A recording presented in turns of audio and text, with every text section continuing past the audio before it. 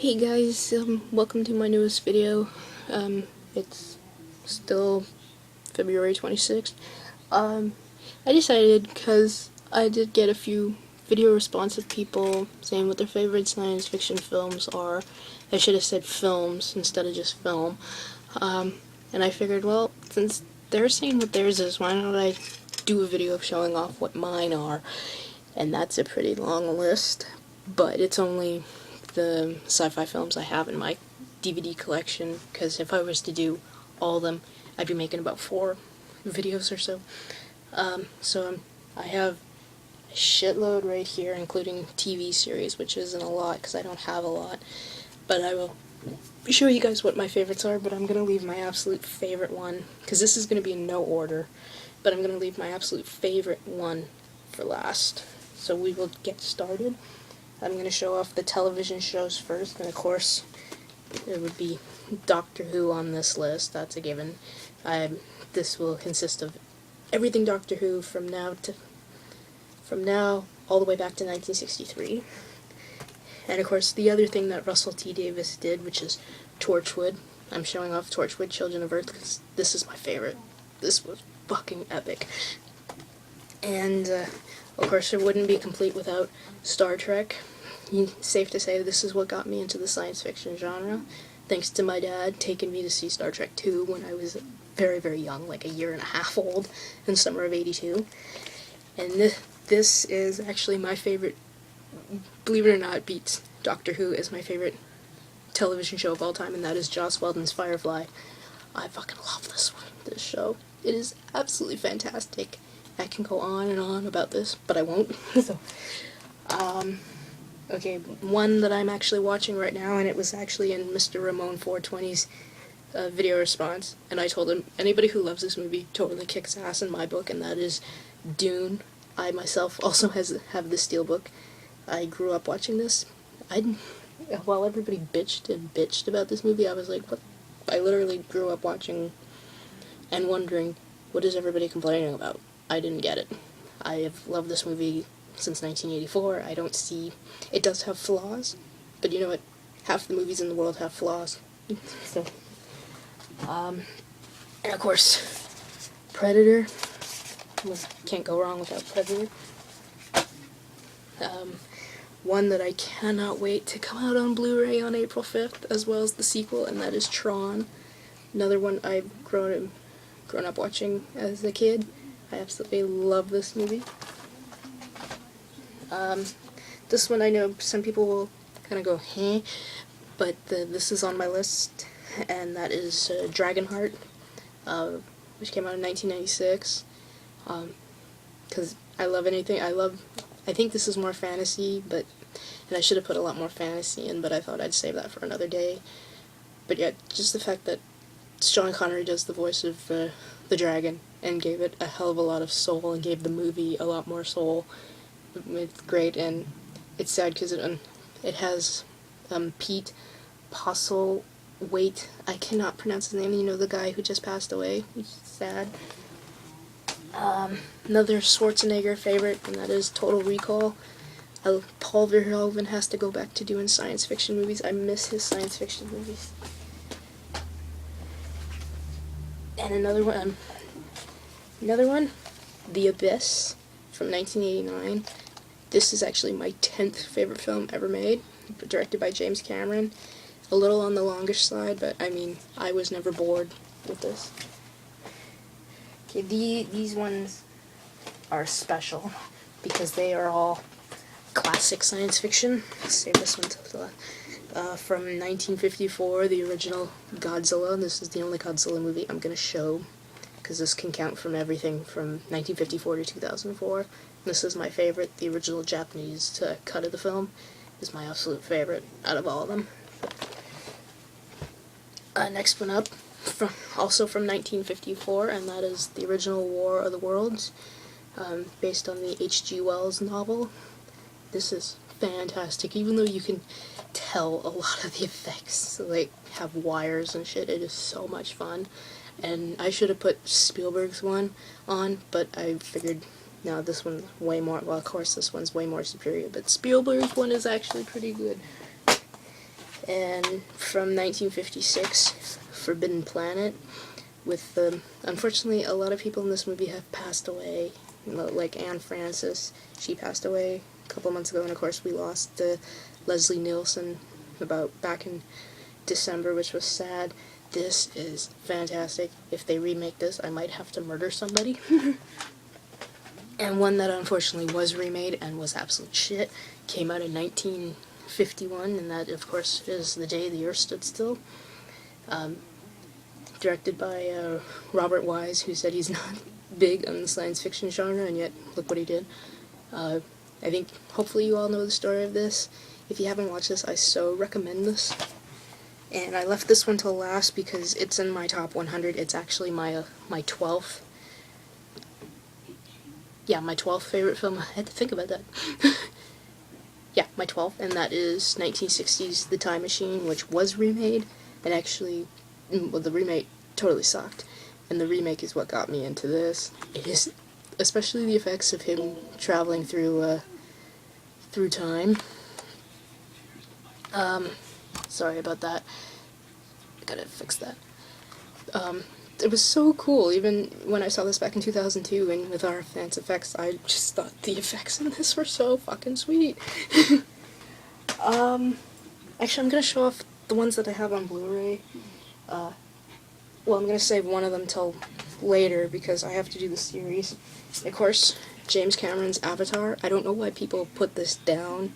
I think it's a fantastic movie. Like, I've loved James Cameron since 1989 when I saw The Abyss. And just don't get into an argument with my parents about this movie, because this was their favorite movie of 2009. So, unless you want like a 3-hour argument with my parents, I'd say don't go there. Of course, the movie that was my favorite movie of 2010, and that, of course, was Inception. This was fantastic, directed by Christopher Nolan, who I think half of us can agree he totally got fucking jibbed on getting an Oscar nomination for Best Director. So, I am secretly hoping this takes Best Picture and shows everybody say, fuck you. But you know, it's either going to be Black Swan or The King's Speech or even The Social Network, which I still have to watch. I want to watch it before tomorrow night. I'm going to get shit for this, but this is one of my favorite science fiction films, and that's Transformers, because I am a child of the 80s. I was one of the many kids who grew up watching the cartoon, play with the toys. I was one of the kids who had a total massive breakdown when Optimus Prime was killed in the 86 movie. And I thought I was going to have it, if he was going to die in this, I thought I was going to have it all over again. And I was 27 when this came out. The movie that is my 5th favorite film ever made, and also a James Cameron movie, and that of course is Terminator 2. I should have waited till I showed the first one, but whatever. I prefer this over the first one, though the first one is a fucking excellent movie. I think you all know this. I saw this back in the I was lucky enough to see this in the theater back in summer of 1991, because I told my parents there was no way in hell they were going to stop me from watching this. Not only did they let me see the first Terminator, they took me to see this, and I cried. I think I wasn't the only one who cried. I was still 10 years old at the time. Another one, I know I'm gonna get shit for this, but I actually really enjoyed this. It was another top 10 favorite of 2010, and that is Predators. If I had to pick between this and, I liked Alien vs. Predator, but between this and Alien vs. Predator Requiem, I'd rather watch this any day. I thought this was really well done. It is kind of a quasi-remake of the first movie, but you know what, I had no problem with it. It was just a fun movie. Another childhood favorite, and one that I think maybe hopefully some of you have seen, and I hope a lot of you have. If not, you have to watch this. 1986's Short Circuit with Johnny Five. As you can tell, where Disney got a lot of Wall-E from, with the eyes and the treads. This was one of my most watched movies as a kid. I absolutely fucking loved it. And the sequel's coming out on Blu-ray in April. I'm so happy. And another movie on my top 10, and thank God we fought our asses off to get that, and that of course is Serenity, directed by Joss Whedon, which came out in 2005, which ironically was my favorite film of 2005, and should have got a should have done a hell of a lot more at the box office, but it was so poorly marketed, that's the word. But this is my 18th favorite film ever made. It is absolutely fantastic. It is such a great follow-up to Firefly. And one that I hope Justin finally checks out. He was telling me he is going to check this out. I hope you do, and I hope you really like it, and that is The Last Starfighter, which came out in 1984. Ironically enough, directed by Nick Castle, aka Michael Myers in the first Halloween movie. This was fun. I don't know why a lot of people don't like it. I really don't understand that.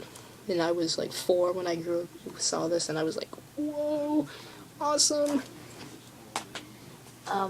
Next one up, 1977's Close Encounters of the Third Kind, directed by Steven Spielberg.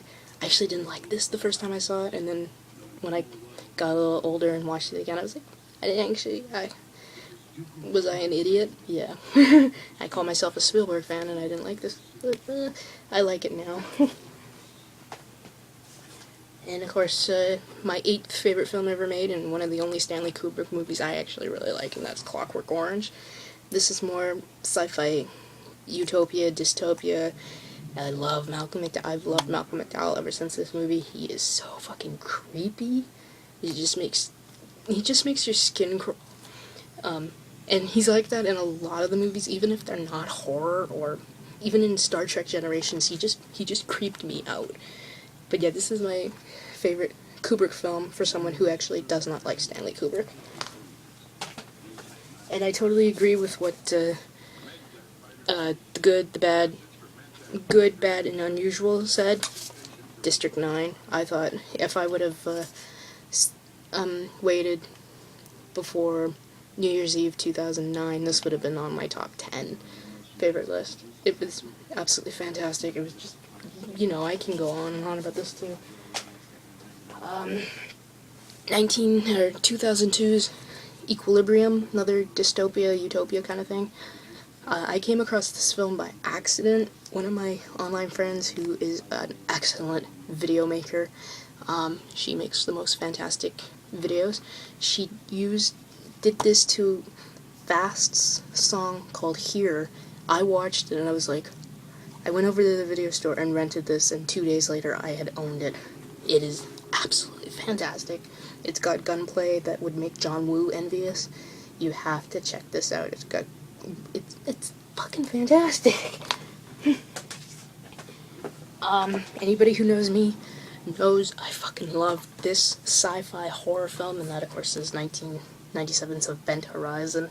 I could probably, like the next movie I'm going to show, make a whole video on this.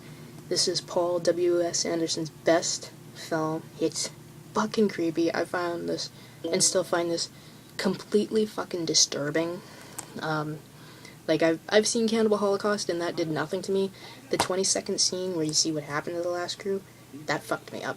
But then, of course, I was 16 when I saw this in the theater back in 1997, and I only saw Cannibal Holocaust for the first time last year.